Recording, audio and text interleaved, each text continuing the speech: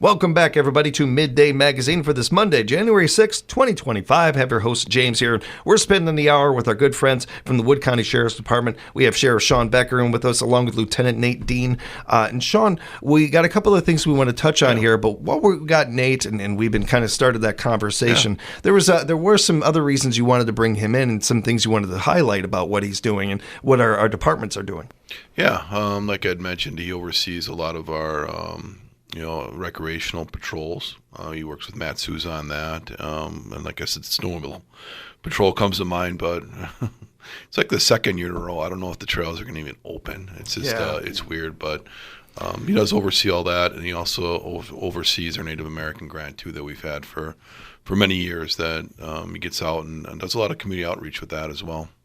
Nick, could you tell us what that grant is specifically and how that has impacted the departments here in Wisconsin and just police force in general? Yeah, absolutely. So what it's called, it's the County Tribal Law Enforcement Agreement.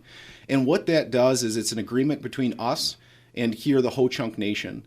And it gives us the ability to have a cooperation with the Ho-Chunk Nation and an agreement to patrol and provide service to the tribal lands within Wood County.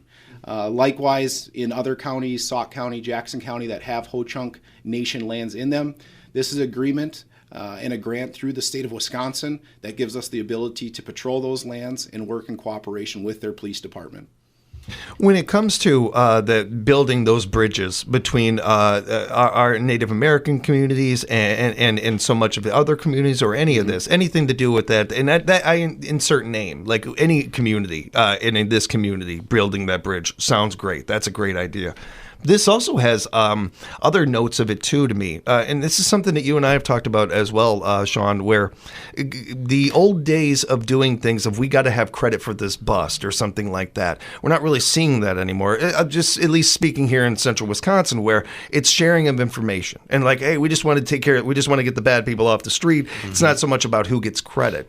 The idea of our reservations and having more communication there and sharing of information, that's seems to be just the little bit of homework I've been able to do and read on this. It does seem like that's happening more and more. And I don't mean to say that like that was a gigantic issue or there ever was this thing going on, but there was some, miscommunication. I don't want to say miscommunication, uncommunication going on there, where that seems to be getting healthier and better. This grant seems to be a help in that too.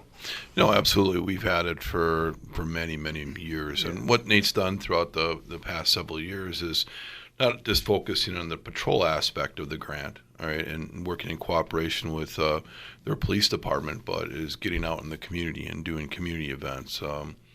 Something that comes to mind a couple of years ago, they needed a new basketball hoop on some of their property near the casino.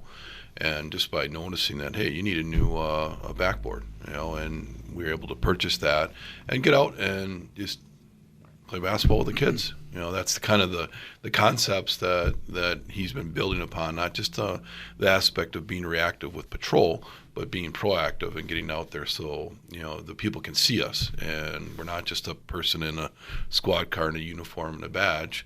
No, we're regular people too, and getting out there, especially with the youth. I think that's really, really huge, because that impression that you can get, that positive impression on a law enforcement officer as a younger person, can really have an impact on someone, because you don't know, whoever it might be, what their home life is, and maybe what interaction they've had with law enforcement wasn't so positive, not because of their behavior, but because of somebody else's behavior, whether it's a parent or sibling or a good friend. You see something and action is being taken because of their behavior that might not be so positive, but here are some ways that we can get out there and just by doing something, with them. And I think it was an awesome idea that, you see the need of, they need a new backboard, and hey, let's get them one, and we paid for that, and then we installed it, and then, and had an awesome day of just hanging out with the kids. To me, it's above and beyond work, and it's part of what we appreciate. It's part of what we back about you all, and so often. It's also, again, coming back to something that we kind of touched on, you and I, Nate, a little bit, but we've talked about before, Sheriff, and the applications being down, if you will, no matter the department or no matter where we're talking about in the country, not just here in central Wisconsin. This is also another recruiting tool. This is another opportunity, another avenue that maybe a resource that hasn't been tapped often in life, but is more so in recent years and everything, and where we're seeing more of that. And I talk a lot about representation, how important that matters in life and in society. I was a little kid, and Horseshack was pretty much the only guy I saw on TV that looked or sounded anything like me or anything like that. And how I saw very little of that in the police force or anything in Chicago, where I was from. And I thought that was pretty noteworthy, coming from a melting pot like that. Right. And yet I didn't see a lot of that. That ain't the way anymore. It's changed. There is. It's not surprising anymore to see insert name again of any creed, any culture, any sex doing this. That's vital for our police departments around the country and everything. So this grant has a lot of levels to it that I think can be impactful, not just in our area, but just in general. It's great to hear, man. It's nice work. Yeah. Yeah, you bring up, we talked about, the applications are down a bit, but I'm going to tell you what is really, awesome or cool for me to see. All right, we're not getting the level of interest. I think it's improving quite a bit the last couple of years, that we're getting more applications for getting into this profession. But what you're seeing, at least our department, is, we're starting to hire some of our members' kids. That's cool. That is cool. And I'm just thinking about that. We just hired Haley Zwislin, and her dad's Chris is a local state trooper. And we interviewed her, and she had a great interview, and like, okay, that's our next person we want to hire. But then you just think about the background, where Haley grew up with a law enforcement family, and Ted Ashbeck, his son is one of our deputies. John Matthews' daughter also is one of our deputies. And just to see that interest of, a law enforcement family, and Ted would tell you, I didn't want my son to be a cop. I'm like, well, why not? Let them make their own. And, it's really cool to see Teddy, and they've been on the show before, go to college, and kind of figure out, hey, what do I want to do? And then come back to, no, I want to be a cop. And then we get the opportunity to hire him, and he's doing a great job. And it's just, those are really cool things that as we sit and talk about, when you see a family want to be part of our family, if that makes sense, it's pretty cool. It's very well worded. It's like my daughter, Jordan, getting involved and as a dispatcher, that's part of our team. And that's pretty humbling.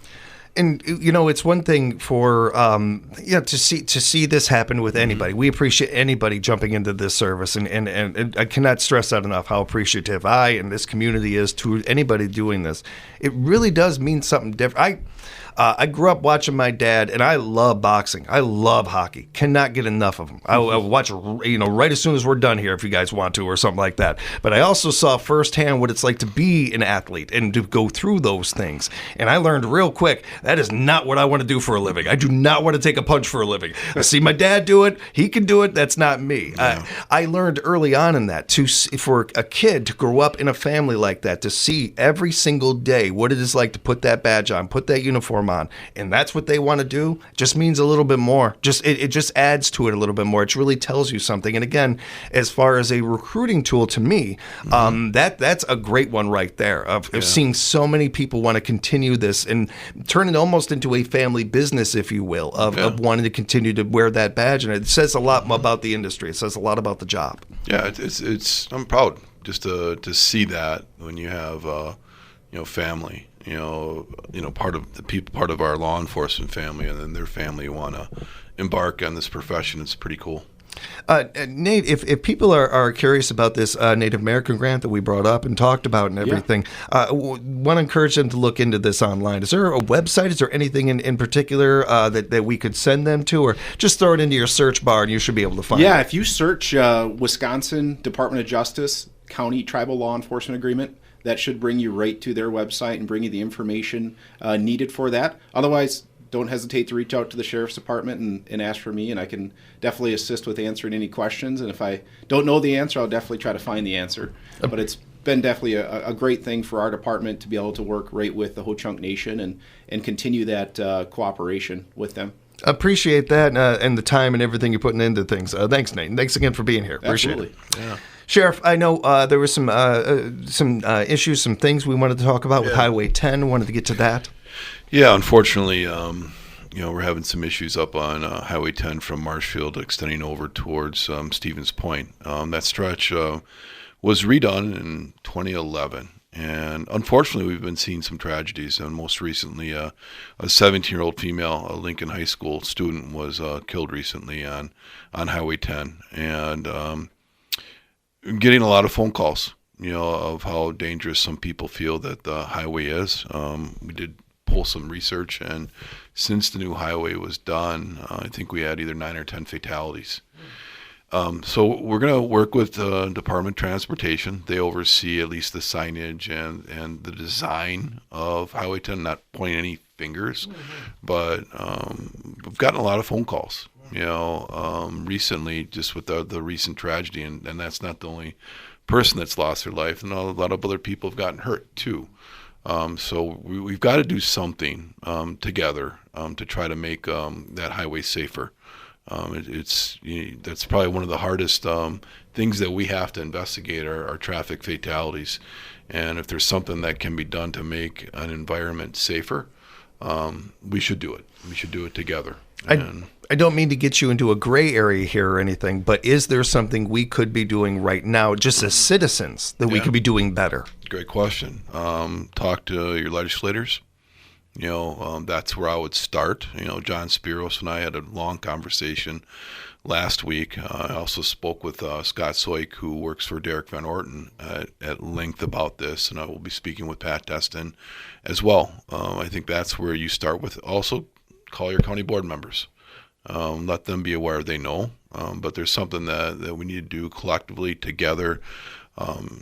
Any option that can make any of the intersection, that's where we've been having the problems, are the cross intersections. Highway 186 is probably the biggest one, but there's also other ones out there that people sometimes struggle going across 4 lanes of traffic and not stopping, in the intersection in the middle, the median. And, we've got to do something out there. So it's concerning. And I'm hoping that collectively with Department of Transportation, we can do something as far as change it. We're going to get out there and provide extra patrol and reaching out to the state patrol to do the same thing, especially at those busier times, when school's getting out or school's starting, where you have especially a lot of the younger people that are driving out there that don't have as much experience as we do. But, we've had people that have had numerous years of experience driving that have unfortunately been in a crash that somebody's life was lost. So that's not, it's hard to talk about because you're dealing with, especially a recent one with a 17-year-old. It's hard. The driver that did not pass, but the passenger did. I knew him. He played football at Lincoln High School, and just look at not only the physical injuries that he's going through, but also the mental health side of things. When you were driving a vehicle that somebody died in, I can't imagine it. But let's work together to try to prevent these kind of tragedies going on. We will be keeping on this story, and we'll be both of us will be sharing and sharing with our audience more and more of this, and as conversations go on. Yeah. And as Sheriff Becker told you and reminded us, hopefully, that when it comes to our representatives, we are the boss. We are in charge. We put them in that position. It is important that we remind them of that sometimes with kind of feedback like this, and reach out to them, encourage you to do that. Yeah, please do. Have some promotions going on. I felt a chill in the air, so that means the polar plunge is not far away as well. No, that's coming fast. February 1st out at Anchor Bay again. Great venue. I'm glad it's back out there again, and we've got a plunge team. Sheriff's Department's been doing it a long time. Just a great community event, and the fundraising for Special Olympics is, it can't get any better than that, in my opinion. Of course, I'm a little biased, but it's been fun to do. It's not fun in the water, but you get out as quick as possible and find the nearest hot tub, and it's all good. It's a great cause, but very proud of the fact that our team, our Sheriff's Department still has a team with people willing to do it. I don't know if Nate will or not, but well, we'll see. You could ask him. Yeah, I was going to put him on the spot for a second. A lot of our corrections officers have stepped up, but no, it's all about the cause and raising some money and having a good time. And again, please come out if you're not going to plunge. please donate to a plunger. It doesn't have to be me or the sheriff's department, but if somebody that you know is plunging, please support them. It goes to a great cause, then come out. Like I said, the folks at Anchor Bay do a phenomenal job having this a great all-day event, and you'll have a lot of fun. And again, come out and support the cause. February 1st, Anchor Bay, plunging will start at noon. And law enforcement usually goes first, but that'll be up to the powers that be that organize the event. Looking forward to it. We'll be covering it. We'll be talking more about it as we get closer to it. Any other news and notes you wanted to get to in our last 5-10 minutes here? Yeah. Well, I want to thank Dave Mosier. Every year he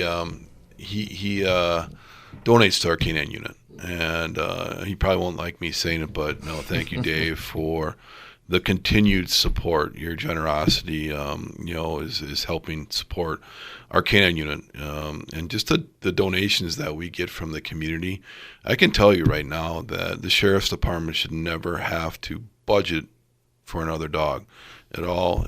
With the donations that we have gotten throughout the last couple of years, especially, we're going to be set up for purchasing dogs, equipment, training for, I think, ever, just the way it's looking at. Just a huge thank you to Dave and our foundation, our Acacia Foundation, going out and getting the donations and people supporting us is huge. And then to kind of segue into that gives us an opportunity, to provide a service that not is only exclusive to Wood County, but around the state. Yesterday is a good example. The game kind of stunk. I don't even want to talk about the game, but there was a Packer game yesterday, and you can laugh all you want, but hey, it is what it is. The Packer-Bear game is always something that I treasure, because being originally from the Chicago area, my dad would take me to that game, whether it was down at Soldier Field or when we moved to Stevens Point. That was the game, and we've been owning, and I became a Packer fan. Everybody should know that. First time you go to Lambeau, you're hooked. But anyway, where I'm going with this is with Brandon Christensen, one of our lieutenants. He's recently promoted to that position, but he's been a canine handler for several years, and he has a unique dog, and that detects explosives, bingo. And Brown County or Green Bay PD reached out and said, hey, do you want to come and at least work the Packer games before the game starts, because of that specialized dog that we have. And absolutely. So I think this is the third game he's worked, but he doesn't want to do it anymore, because their record when he comes to work the game is they've only won once out of 3 games. So he's like, I don't know if I want to go anymore. That's funny. But it goes back to the community donations, especially from our foundation, has given us the opportunity not only to serve Wood County, but throughout the state for events, and even during the election season, he was called several times for either candidate just to go out and, make sure that, whatever happens for that event, it's safe, and it's unfortunate we're seeing what's going on in our country, and kind of humbled in a way that we're being asked to help out. So it's still hard to, you look at what happened on New Year's Eve, and, and hearts, our heart and prayers are out to the people in New Orleans. And, those are things that just shouldn't happen, but anyway, circling back, at least as a department, we can go out and help to try to make huge events safer.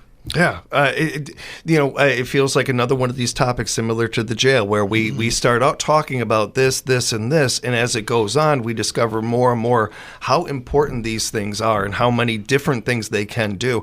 The Canine Department, I think, is one of the best examples of this, where you and I could spend the whole hour talking about the vital work that does on the job. But there's also the other end of this, of the PR part of this, and building bridges with communities that we founded our canine units, and they excel at and everything. Turns out people love dogs. Yes, they do.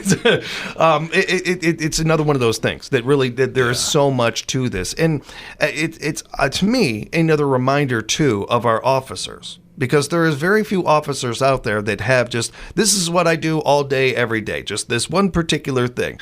More than not, you guys are wearing multiple hats. Yeah. And it hopefully creates a little more empathy for us as citizens in what that is to do that. And what you sign up for and the added things that are put on there with that. It speaks to that, to me, and I think to others as well, and hopefully some appreciation of that. Yeah, no, exactly right. And we're very, very fortunate that we have 5 dogs, and again, community funded.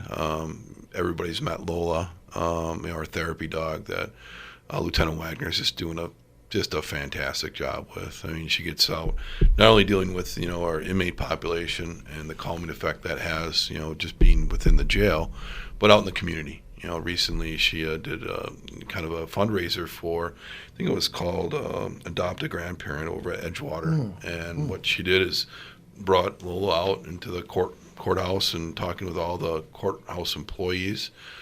Just got some like toiletries and stuff, for the people living at Edgewater, and got a whole wagon full of stuff and delivered it. And those are ideas that she comes up with too. Like what we talked about with Nate getting out in the community, and she's doing that as well, and very proud of her as well for going there. But just circling back, I mean, we wouldn't have that opportunity if it wasn't for the community support, and that's something that we're always going to appreciate.